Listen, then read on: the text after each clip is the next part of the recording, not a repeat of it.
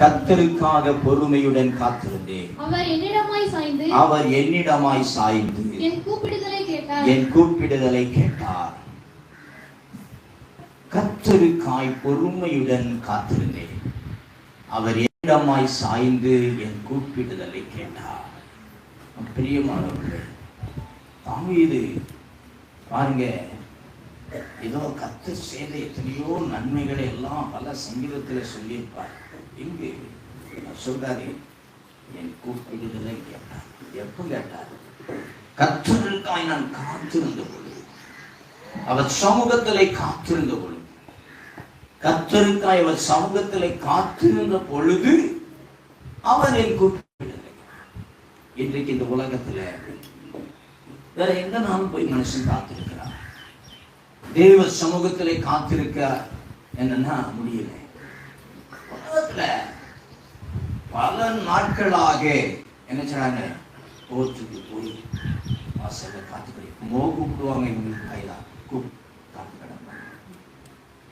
மருத்துவமனையில போய் நோயாளி ஒருத்தர், அவருக்காக பலர் காத்து கிடக்கிறாங்க. போலீஸ் ஸ்டேஷன்ல போய் காத்து கிடக்கிறாங்க. இன்னும் ஒரு பயணம் செய்வதற்கு முன்பாக ஏர்போர்ட்ல போய் பல மணி நேரம் காத்திருப்பாங்க. ரயில்வே ஸ்டேஷன்ல போய் காத்திருப்பாங்க.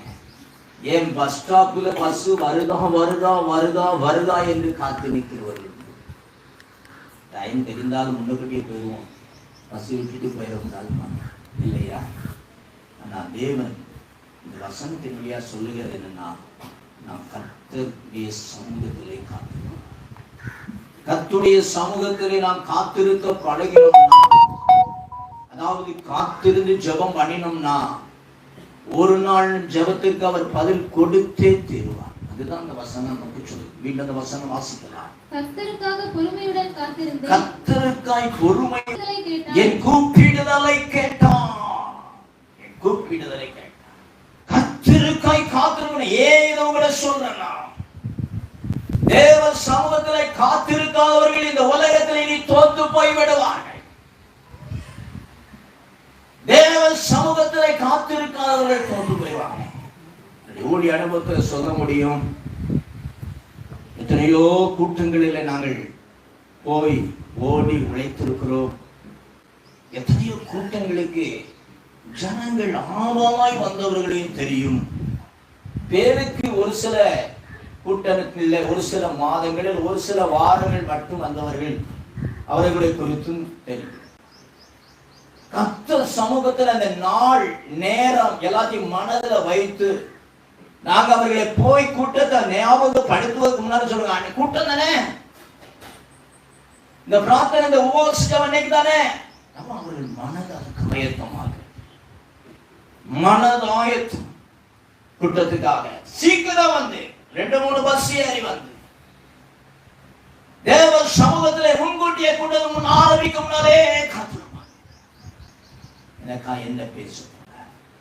இந்த கூட்டத்தின் வழியா தேவன் ஏதாவது பேசுவார்ல, நீ வாக்குத்தத்தத்தை சொல்லுவார்ல, ஊழியக்கார வழியாக எதையாவது பேசுவார்ல, நான் அதை விசுவாசிக்கிறேன். அந்த ஒரு வாஞ்சை ஒன்று நிச்சயமா அவர்களை சொல்ல முடியும். அவர்கள் விசுவாசத்தோடு தேவ சமூகத்தில் பயணித்து காத்திருந்தபடினால் அன்றைக்கு அவர்கள் 2000 வருஷத்துல 2000 பிறப்பதற்கு முன்பாக நான் கண்டவர்களும் சரி, 2000 சரி, 2010 சரி, தேவ சமூகத்திலே காத்திருந்தவர்கள் இன்றைக்கு ஒரு பலத்த ஆசீர்வாதத்தோடு விடுதலையோடு கர்த்தருக்கு சாட்சியா நிற்கிறார்கள். ஹல்லேலூயா. காத்திருக்காம ஒரு கூட்டத்துக்கு வாங்க அப்படின்னு சொல்லும்போது ஒருவேளை வந்து விடுவார்கள். ஆனால் இன்னும் என்ன செய்ய மாட்டாங்க, அவன் மனது உள்ளே இருக்காரு, வெளியில் ஓடுவாங்க. நேர கூட்டத்துக்கு பிரார்த்தனைக்கு அழைப்பு வந்து, பிரார்த்தனைக்கு வந்துடுங்க, வந்து ஒரு நாள் உட்காருங்க அப்படின்னு சொல்லும் போது அவர்களால வந்து இருக்க முடியாது. காரணம் என்னன்னா, அவங்க உலகத்திலேயே ஓடி கொண்டு இருந்தவர்கள், உலகத்திலேயே ஓடி ஓடி ஓடி பல காரியங்கள், அங்க விழாக்கு போனோம், இங்க திருமணத்துக்கு போனோம், அங்க விசேஷத்துக்கு போனோம், பல சுற்றுலாக்கு, இதெல்லாம் போகிறவர்களால தேவ சமூகத்துல ஒரு நாள் காத்திருக்க முடியாம 3 நாள். தேவ சமூகத்துல கூட ஒரு நாள் நீங்க காத்திருந்தாலும் கர்த்தர் உங்கள் ஜெபங்களை கேட்டு உங்களை ஆசீர்வதித்து உங்களை சுகமாக்கி உங்களை பலப்படுத்தி உங்க கண்ணீரை துடைத்து அவர் சமூகத்தை விட்டு அனுப்புவாருங்க. எத்தனை பேர் விசுவாசிக்கீங்க? காத்துங்க. வியாதிஸ்தரை பார்க்கும்போது கொஞ்சம் வாங்க, உட்கார்ந்து சொல்லுவாங்க, தேவ சமூகத்தில் அமர்ந்திருங்க, நிச்சயம் உங்களை குணமாக்குவார், பலப்படுத்துவார், கர்த்தருக்கு சாட்சியா நிற்கணும் அப்படின்னு சொல்லுவாங்க. பலரை அதை சொல்லி இப்படி அழைக்கும் போது ஒரு சிலர் தான் அதை விசுவாசிக்கிறார்.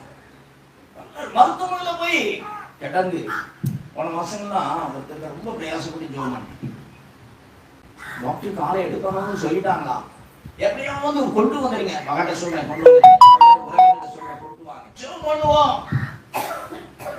ஒரு 3 நாள் வந்து உட்கார்ந்த மாதிரி வாங்க, முன்கூட்டியே வாங்க, எல்லாம் ஜெபம் முடிஞ்சிட்டு பிரார்த்தனை முடிஞ்சு உட்காருங்க, தேவன் அற்புதம் செய்வார். வாங்க வரவே வேறு தெளிவாக சொல்றேங்க.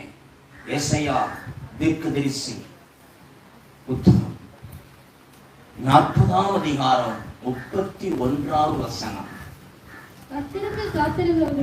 கர்த்தருக்கு காத்திருக்கிறவர்களோ புது பலன் அடைந்து கழுகுகளைப் போல செட்டைகளை அடித்து எழும்புவார்கள்.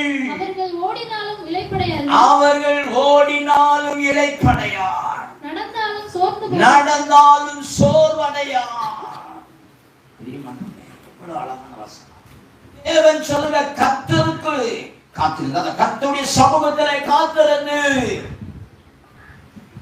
கர்த்தருடைய சமூகத்திலே காத்திருந்து நீங்க ஜெபிக்கும் போது புது பலன் அடைவீங்க. என்ன பலன்? ஒரு பலன் அடைவீங்கன்னு சொல்ல, புது பலன். ஏற்கனவே இருந்ததை விட ஒரு புது பலன். நல்லா கையை தட்டுங்க. ஹalleluya. புது பலன். நல்லா கையை தட்டி சொல்லுங்க. ஹalleluya. புது பலன் அடைவீங்க. புது பலன். அது எப்படி புது பலன் அப்படின்னா, உங்க சரீரமெல்லாம் கெட்டு போயிடும். உங்க சரீரமெல்லாம் கெட்டு போயிட்டு, வியாதியினால கெட்டு போயிட்டு, இல்ல பாவத்தினால கெட்டு போயிட்டு. வியாதிகள் அநேகமாய பெரிய வியாதிகள் வருவது பாவம். கெட்டு போயிட்டு, லங்ஸ் கெட்டு போயிட்டு, இருதயம் கெட்டு போயிட்டு, கிட்னி கெட்டு போயிட்டு, உடல் வாழ்வெல்லாம் கெட்டு போயிட்டு. ஆனாலும் தேவ சமூகத்தில் காத்திருக்கும் போது அந்த சரீரம் எப்படி, அந்த கெட்டு போன சரீரம் உயிர்ப்பிக்கப்பட்டு, கெட்டு போன சரீரம் சுகமாக்கப்பட்டு, தேவன் உங்கள் நரம்புகள், நாடுகள், எலும்புகள், தசைகள் எல்லாம் ஒரு புது பலனை தருகிறவராக இருக்கிறார். ஹalleluya. மனதளவில் நீங்கள் பலவீனப்பட்டிருப்பீங்க. சொல்ல மனதளவில் அடிச்சா கூட பட்டுக்கிடுவேன், ஆனா என் மனதை அவன் காயப்படுத்துறேன். எனக்கு கெட்ட வார்த்தை பேசணும், என்ன தரந்தாழ்த்து பேசினான், என்னை மதிக்காம பேசினான், என் வீட்டு வாசல்ல நின்று இப்படி பேசினான். ஐயோ, அன்னையில இருந்து பலவீனப்பட்டு போனேன்.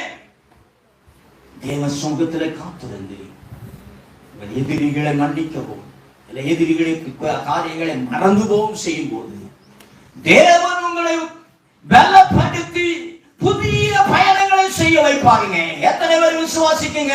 ஹalleluya. வந்து காத்திருக்கும் போது ஜெபத்தை கேட்கிறார். என்ன ஜெபம்? கடன் மாறணும் அப்படிங்கிற ஒரு ஜெபத்தை ஜெபம் இருக்கும். இல்லை, வீட்டில் திருமணம் நடக்கணும், பிள்ளைக்கு நடக்கணும், மகனுக்கு நடக்கணும், மகளுக்கு திருமணம் நடக்கணும்.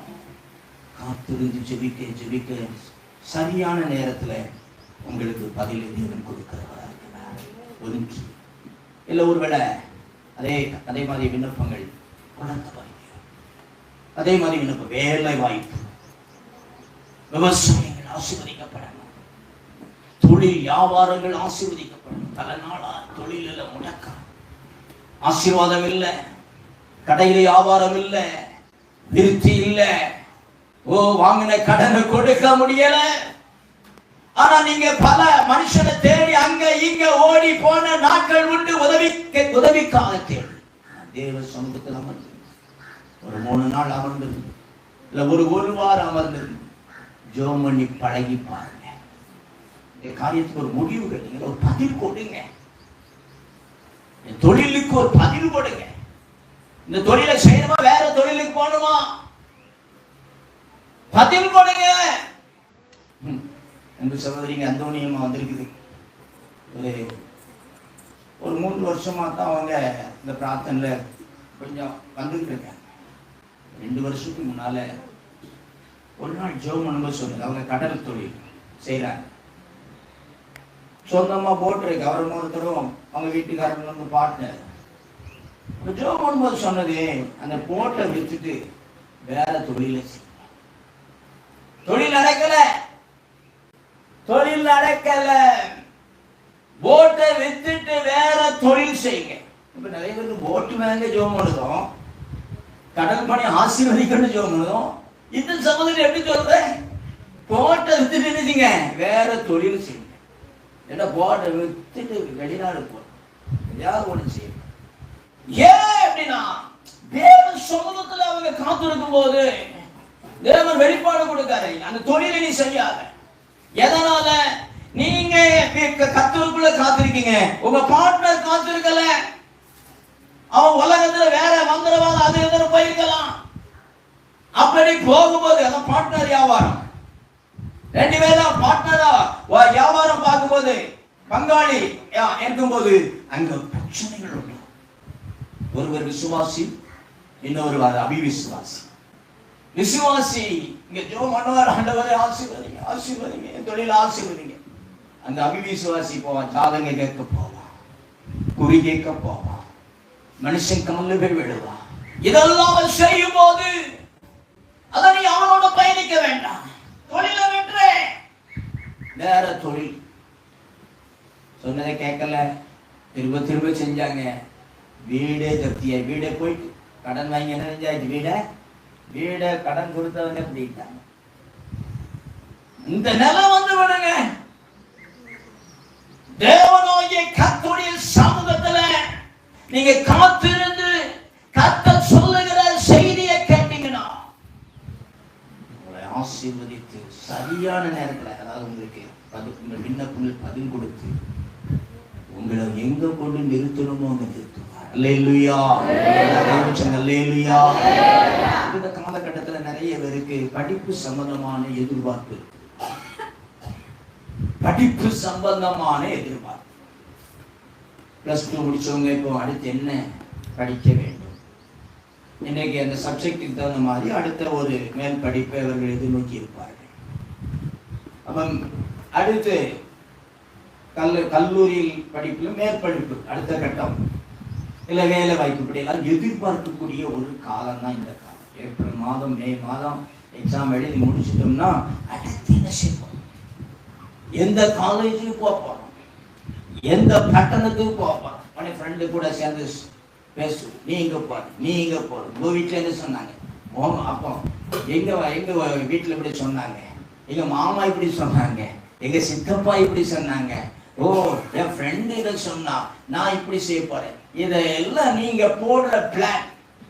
தேவ சமூகத்தில் நீங்க காத்திருந்து இந்த நாட்களிலே காத்திருந்து காத்திருந்து ஆண்டவரே எனக்கு எப்படிப்பட்ட படிப்பு வச்சிருக்கீங்கன்னு கேட்க நீங்க பழகினா, நீங்க அப்படிப்பட்ட காரியங்கள் மேல் படிப்புக்காக கர்த்தர் என்ன எந்த யூனிவர்சிட்டியில கொண்டு நிறுத்தணும், எந்த கல்லூரியில கொண்டு என்ன நிறுத்த போறீங்களோ அங்க நிறுத்துங்க. நான் எங்க போனாலும் உங்களுக்கு சாட்சி சொல்லணும்.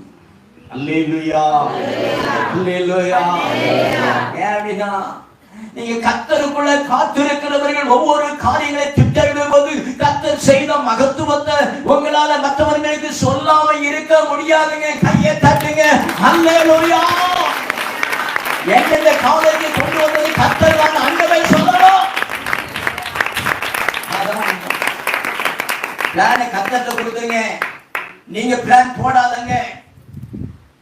சரியான பாதையில ஓட வைப்பார். அந்த சங்கீதம் 49:10 படிங்க. 9:10. மகா சபையிலே நீதியை பிரசங்கிப்பேன், என் உதடுகளை மூடேன். கர்த்தாவே நீர் அதை அறிவீர். கர்த்தாவே நீங்க அதை அறிவீங்க. உம்முடைய நீதியை நான் என் இருதயத்திற்குள் மறைத்து வைக்கவில்லை. நான் என்னுடைய இருதயத்துக்குள்ள மறைத்து வைக்கல. உமது சத்தியத்தையும் உமது ரட்சிப்பையும் சொல்லி இருக்கிறேன். நீங்க என்ன அப்படின்னா, நீங்க கர்த்தருக்குள்ள காத்திருக்கிற பிள்ளைகள், உங்களுக்கு கொடுக்கிற கர்த்தர் கொடுக்கிற பிளான் என்று சொல்லி நீங்க பயணிச்சு சரியாக உங்களுக்கு கர்த்தர் சொல்லிட்டாரு, பிளான் கொடுத்துட்டா தெளிவாயிட்டு, இந்த காலேஜுக்கு படிக்க போறேன், இந்த பட்டணத்துக்கு போறேன், இல்லை வேலை வாய்ப்பு ஏன்ட்ட ஒன்றை சொல்லிட்டு நீங்க ஒரு பிளானை போட்டுட்டு போனீங்கன்னா அதுல ஃபெயிலியர் தான். ஏன்டல கர்த்தருடைய ஊழியக்காரங்க ஜெபிக்க சொல்லிட்டு பிறகு நீங்க புத்தியில ஓடுவீங்கன்னா அது ஒன்றும் செய்ய முடியாது. நீங்க காத்திருக்கணும். உங்களுக்காக ஜெபிக்கிற ஊழியக்காரங்களை சொல்லணும், வெளிப்பாடு என்ன, தரிசனம் என்ன சொல்றார் கர்த்தர், இல்ல வசனத்தோடைய பேசுறாரா, இதை புரிந்து நீங்கள் ஓட ஆரம்பிக்கும் போது சரியா ஒரு தீர்மானத்தோடு, இதான் எனக்கு வேலை, எனக்கு இந்த காலேஜ் தான், நான் இப்ப இதைத்தான் படிக்க போறேன், ஒரு தீர்மானம் எடுத்து நீங்க பயணிப்பீங்கன்னா தேவனாய கர்த்தர் அடுத்து எந்த பட்டணத்துக்கு கொண்டு போகணும், எந்த தேசத்துக்கு கொண்டு போகணுமோ, ஏன்னா நீ உண்மை உள்ளவனா இருப்பிய. நான் சபையில போய் மகிமைப்படுத்துவேன். அந்த தாவீது சொல்றாரு, அந்த 9 வசனம் மீண்டும் வாசிக்கலாம். மகா சபையிலே நீதியை பிரசங்கிப்பேன், என் உதடுகளை மூடு. கர்த்தாவே நீர் அதை அறிவீர். எங்க போனாலும் நான் உங்க சத்தியத்தை சொல்றேன். சத்தியத்தை சத்தியத்தை உம்முடைய நீதியை நான் என் இருதயத்திற்குள் மறைத்து வைத்திருக்கிறேன். மறைத்து வைக்கல, உங்க நீதியை நீ இருதயத்துக்குள்ள மறைச்சு வைக்கல. உமது சத்தியத்தையும் உமது ரட்சிப்பையும் சொல்லி இருக்கிறேன். உமது ரட்சிப்பையும் சொல்லி இருக்கிறேன். எங்க கொண்டு விட்டாலும் உமது சத்தியத்தை சொல்லுவேன் சொல்லி இருக்கிறேன். ரட்சிப்பு எனக்கு கொடுத்த ரட்சிப்பையும் நான் சொல்லுவேன் சொல்லி இருக்கிறேன். எத்தனையோ சொல்ல முடியும்? கை வைத்து ஆமென் சொல்லுங்க. உங்களுக்கு கொடுத்த ரட்சிப்பை சொல்லுவீங்களா? மற்றவங்க சொல்லுங்க. எங்க போனாலும் சொல்ல முடியுமா உங்களால? எனக்கு இப்படி ஒரு விடுதலையை கர்த்தர் கொடுத்தார் அப்படின்னு உங்களால சொல்ல முடியுமா? எனக்கு ஒரு ரட்சிப்பை கொடுத்தான்னு எங்க போனாலும் சொல்ல முடியுமா? எந்த அதிகாரிக்கு முன்னால போய் நின்னாலும் சொல்ல முடியுமா? எந்த கல்லூரி முதல்வருக்கு முன்னால போய் நின்று சொல்ல முடியுமா? ஒரு கல்லூரியில கொண்டு போய் உங்களை ஒரு விசேஷ விழால ஒரு 2 வார்த்தை பேசுப்பா ஏதாவது அப்படின்னு சொன்னா அந்த இடத்துல நீ உன்னை கர்த்தர் மகிமைப்படுத்துறத ரட்சிப்பு படுத்துறத சொல்ல முடியுமா? இதைத்தாங்க தாவீது சொன்னார், எந்த சபையிலும் ஆனா எங்கன்னா நீங்க கர்த்தர்களை காத்திருந்தா அங்கதான் ஆரம்பிச்சார். 40 பொறுமையோடு காத்திருந்தேன், கர்த்தருக்காக பொறுமையுடன் காத்திருந்தேன். அவர் என்னிடமாய் இன்னொரு மொழி வரப்ப என் பக்கமாய் சாய்ந்து. சொல்லுப்பா, எப்படி சொல்லுப்பா, நீ சொல்லு அப்படின்னு கேட்டுப்பார். சாய்ந்து. ஹல்லேலூயா. நல்ல கையை வைத்து சொல்லுங்க ஹல்லேலூயா. கூப்பிடுதலுக்கு அவர் பதில் கொடுக்கிறார். இந்த உலகத்துல எத்தனையோ சாட்சிகள் உண்டு. தேவன் எனக்கு பதில் கொடுத்தார், எனக்கு ரட்சிப்பு கொடுத்தது அவர்தான், எனக்கு விடுதலை கொடுத்தது அவர்தான். அவர் பக்கம் நான் அவர் சமூகத்துல நான் காத்திருந்தேன், எனக்கு என் ஜபத்தை கேட்டு பதில் கொடுத்துட்டாரு அப்படின்னு நம்ம எத்தனை பேரும் சொல்ல முடியும்? சொல்லி இருக்கிறார்கள், சொல்லுகிறார். அநேக ஊழியக்காரங்க கர்த்தர் கொடுத்த ரட்சிப்பையும் விடுதலையும் ஆசீர்வாதம் உலகம் முழுவதும் சொல்லிட்டு இருக்காங்க. சொல்லணும். அதுதான் இந்த தாவீது சொல்றாரு. பாருங்க, வேதத்துல நம்ம பல உதாரணங்களை எடுத்து சாட்சிகளை எடுத்து நம்ம பார்ப்போம்னா, தானியேல் 10ஆம் அதிகாரம் 12ஆவது வசனம். அப்பொழுது அவன் என்னை நோக்கி தானியேலே பயப்படாதே, நீ அறிவை அடைகிறதற்கும் உன்னுடைய தேவனுக்கு முன்பாக சிறுமைப்படுத்துகிறதற்கும் உன் மனதை செலுத்தின முதல் நாள் துவங்கி உன் வார்த்தைகள் கேட்கப்பட்டது. தேவன் அவர் யார் அனுப்பியிருக்க? தூதன் அனுப்பியிருக்க. தூதன் தான் அவர்கிட்ட பேசுறார். தானியேல்கிட்ட மீண்டும் வசனம் வாசிக்கலாம், நல்லா கவனிங்க. அப்பொழுது அவன் என்னை நோக்கி தானியேலே பயப்படாதே, நீ அறிவை அடைகிறதற்கும் உன்னை உன்னுடைய தேவனுக்கு முன்பாக சிறுமைப்படுத்துகிறதற்கும் உன் மனதை செலுத்தின முதல் நாள் தொடங்கல. தேவனுக்கு முன்னால தாழ்த்தி, அங்க முன்னால 9ஆம் வசனத்துல அதிகாரத்தை பாத்தீங்கன்னா, சாக்குட உடுத்தி அழுது புலம்பி யாருக்கா ஜெபம் பண்ணார்னா, தன் ஜனங்களுக்காக, தன் இனத்திற்காக, தன்னுடைய குலத்துக்காக அவர் ஜெபம் பண்ணினார். அந்த நாளில இருந்து நீ உன்னை தாழ்த்தி கொண்டார், நீ உன்னை சிறுமைப்படுத்தி கொண்டார். அப்பவே உன் ஜெபம் கேட்கப்பட்டதுங்க. நல்லா கவனிங்க, எப்படி அந்த தானியேலுடைய ஜெபம் இருந்தது அப்படின்னு நீங்க வாசிப்பீங்க. நாங்க 9ஆம் அதிகாரத்துல நான் உபவாசம் பண்ணி இரட்டிலும் சாம்பலிலும் உட்கார்ந்து தேவனாகிய ஆண்டவரை ஜெபத்தினாலும் விண்ணப்பங்களினாலும் தேட என் முகத்தை அவருக்கு நேராக்கி என் தேவனாகிய கர்த்தரை நோக்கி ஜெபம் பண்ணி பாவ அறிக்கை செய்து ஆண்டவரே என்னில் அன்பு கூர்ந்து கற்பனைகளை கைக்கொள்ளுகிறவர்களுக்கு உடன்படிக்கையையும் கிருபையையும் காக்கிற மகத்துவமும் பயங்கரமான தேவனே. நல்லா கவனிங்க. இருட்டுடுத்தி சாக்கு உடை. என்னது? சாக்கு உடை உடுத்தி தானியேலாகிய நான் எஸ்லேமின் பால் கடிப்புகள் நிறைவேறி தீர 70 வருஷம் செல்லும் என்று கர்த்தர் எரேமியா தீர்க்கதரிசியோட சொல்லிய வருஷங்களின் தொகையை புஸ்தகங்களால் அறிந்து கொண்டேன். நான் உபவாசம் பண்ணி இப்ப நம்ம இன்னைக்கு உபவாச நாள், இந்த கூட்டம் உபவாச நாள். எத்தனை பேர் உபவாசிச்சிருக்கீங்க? கை வைத்துங்க. உபவாச நாள் ஒண்ணு. அவ உபவாசிச்சு அடுத்து இரட்டிலும் சாம்பலிலும் உட்கார்ந்து தேவனாகிய ஆண்டவரை நல்ல கவனிங்க. இரட்டிலும் சாம்பலிலும் உட்கார்ந்து, இரட்டு உடுத்தி சாக்குடைய உடுத்தி சாம்பல் உட்கார்ந்து அழுது போகிறான். அந்த சாம்பல் அழி மேல போட்டுக்குவாங்களாம், அழுவாங்களாம். என்ன ஜெபத்துல உபவாசத்தோட சாப்பிடல. யாருக்காக? இத எதற்காக? எவ்வளவு நாள் அப்படின்னா 3ஆம் வசனம் வாசிங்கமாக.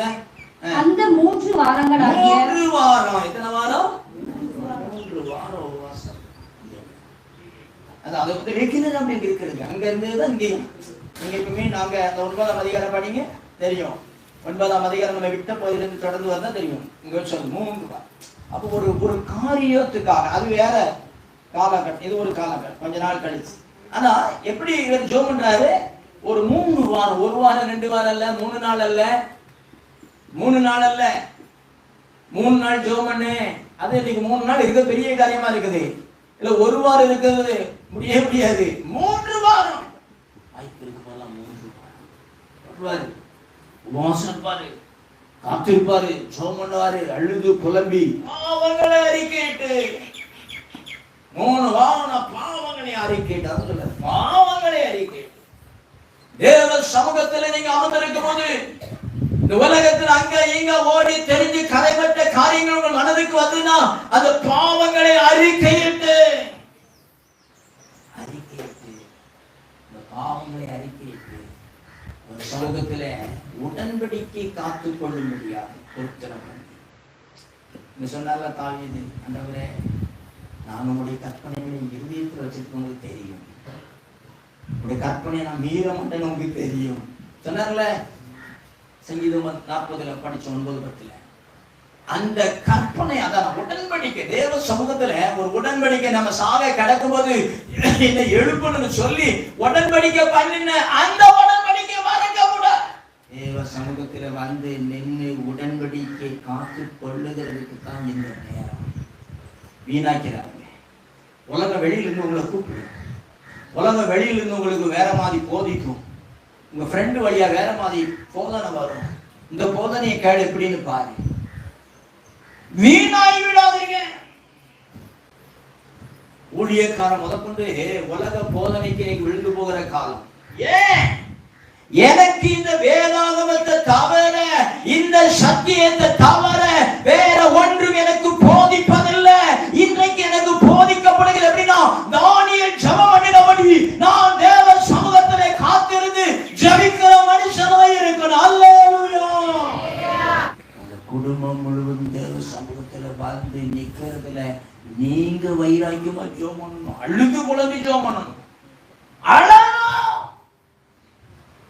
வைராக்கியமா ஜெபம் பண்ணணும். குடும்பம் மனமாறணும், அப்பா மனமாறணும், அம்மா மனமாறணும், என் சகோதரன் மனமாறணும், என் சகோதரி மனமாறணும், அவன் குடியானா இருக்கான மனமாறணும், என் வீட்டுல நடக்கிற அந்த வாரம் எல்லாம் மாறணும், இருள் மாறணும். வீட்டுல நீங்க இங்க வந்துட்டீங்க, வீட்டுல உள்ளவங்க குறி கேட்க போறாங்கல்ல, மனம் மாறணும். உங்க வீட்டுல உள்ளவங்க அந்நிய வழிபாடு போறாங்கன்னா மனம் மாறணும். நீங்க அழுது போலவே ஜெபம் பண்ணணும். காத்திருக்கணும். ஒரு நாள் போதாது, 2 நாள் போதாது, 3 நாள் 7 நாள் காத்திருக்கணும். யோவேல் தீர்க்கதரிசி புத்தகம் 2ஆம் அதிகாரம் 15ஆம் வசனம் வாசிக்கலாம். சீயோனிலே எக்காலம் ஓதுங்க. பரிசுத்த உபவாச நாளை நியமிங்க. பரிசுத்த உபவாச நாளை நியமிங்க. விசேஷித்த ஆசரிப்பை கூறுங்கள். விசேஷித்த ஆசரிப்பை கூறுங்க.